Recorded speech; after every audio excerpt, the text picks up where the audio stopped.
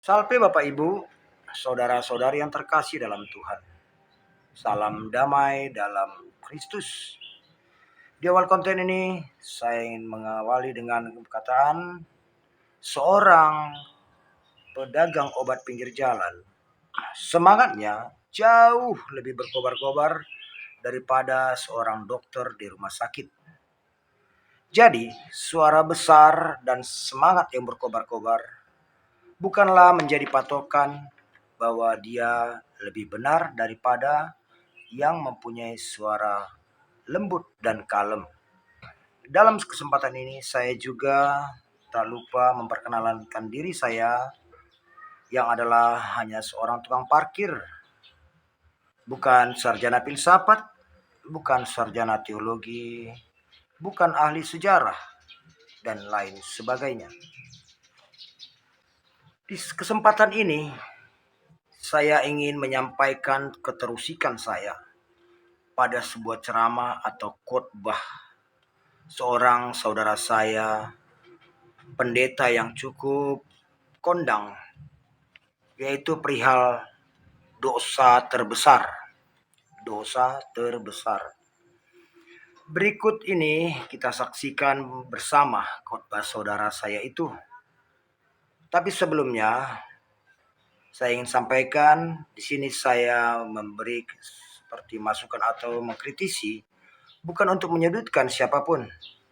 Tapi tujuan utama saya adalah mencari kebenaran sejati buat diri saya dan buat saudara-saudara yang juga menonton video ini.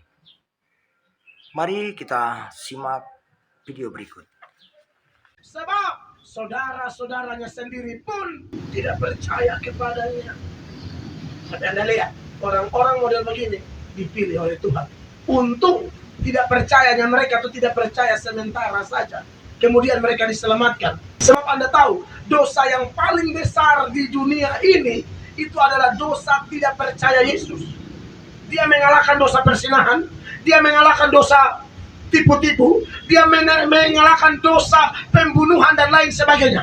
Dosa paling besar itu dosa tidak percaya Yesus. Orang tidak berzina, tidak korupsi, tidak tipu-tipu, tidak bunuh orang. Tapi kalau dia tidak percaya Yesus, saya tanya, dia masa mana? Berarti dosa terbesar sebenarnya adalah dosa tidak percaya Yesus. Dosa tidak percaya Yesus itu sama pengertiannya dengan dosa menghujat Roh Kudus. Dosa tidak percaya Yesus itu sama pengertiannya dengan dosa menghujat Roh Kudus. Orang menghujat Roh tidak mungkin masuk surga. Tidak mungkin. Dalam video tadi, Pak Pendeta teman saya mengatakan dosa yang paling besar di dunia ini adalah dosa tidak percaya Yesus. Dipertegas lagi, dia berkata, berarti dosa terbesar sebenarnya, Bapak Pendeta teman saya ini mengatakan kata sebenarnya adalah dosa tidak mengimani atau tidak percaya Yesus. Dilanjutkan lagi dengan pernyataannya bahwa dosa tidak percaya Yesus itu sama pengertiannya dengan dosa menghujat Roh Kudus. Di sini teman saya Bapak Pendeta ini mengatakan bahwa dosa tidak percaya Yesus itu sama dengan dosa menghujat Roh Kudus. Nah, saudara-saudari terkasih dalam Kristus, dalam ceramah Bapak Pendeta ini, saya terusik dengan definisi tentang dosa terbesar di dunia ini adalah dosa tidak percaya Yesus. Sedang dalam kitab suci yang pernah saya baca, yakni dalam Injil Matius, pasal 12 ayat 32 dikatakan, apabila seseorang mengatakan sesuatu menentang anak manusia, ia akan diampuni. Tetapi jika ia menentang Roh Kudus, ia tidak diampuni Di dunia ini tidak, dan di dunia yang akan datang pun tidak. Kemudian dari Injil Lukas pasal 12 ayat 10 dikatakan, setiap orang yang mengatakan sesuatu melawan Anak Manusia, ia akan diampuni. Tetapi barang siapa menghujat Roh Kudus, ia tidak diampuni. Dalam kedua Injil ini, jelas-jelas ini adalah perkataan Yesus sendiri, bahwa dosa terbesar adalah menentang Roh Kudus atau menghujat Roh Kudus. Yesus juga membandingkan dua dosa itu, yakni dosa melawan Anak Manusia atau Yesus, atau tidak percaya Yesus, dengan dosa menghujat atau menentang Roh Kudus. Artinya Yesus menjelaskan kedua dosa itu tidak sama. Tapi saudara saya, Bapak Pendeta ini mengatakan dosa tidak percaya Yesus itu sama pengertiannya dengan dosa menghujat Roh Kudus. Di sini saya menerjemahkan atau memaknai pernyataan Bapak Pendeta ini, bahwa Bapak Pendeta teman saya ini seakan bertindak merevisi sabda Yesus yang mengatakan kedua dosa itu berbeda. Sedang Pak Pendeta mengatakan kedua dosa itu sama.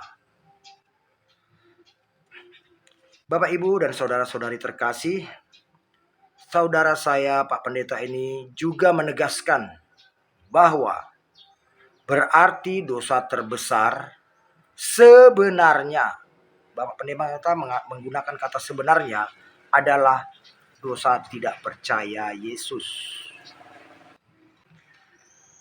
Kalau hanya percaya Yesus adalah anak Allah, kita bisa lihat di Matius pasal 8 ayat 28 sampai 29.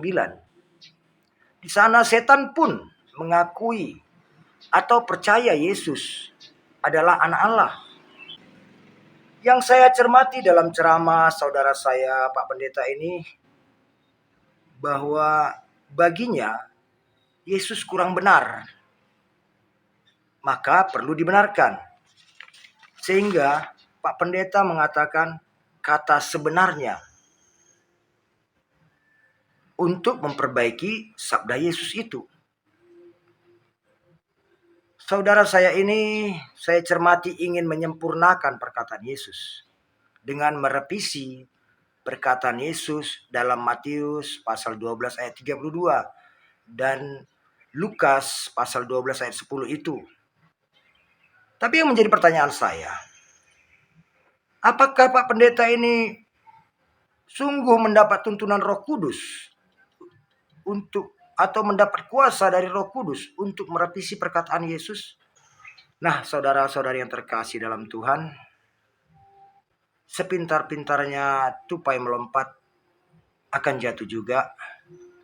Jadi, kalaupun ada salah kata saya terlebih dahulu minta maaf.